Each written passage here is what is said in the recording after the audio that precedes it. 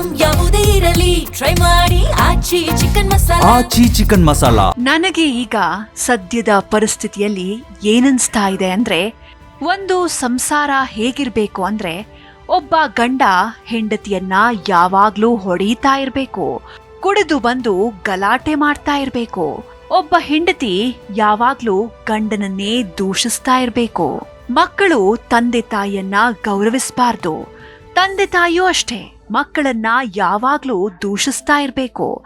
ಒಂದು ಮನೆಯಲ್ಲಿ ಶಾಂತಿ ನೆಮ್ಮದಿ ಅನ್ನೋದೇ ಇರಬಾರ್ದು.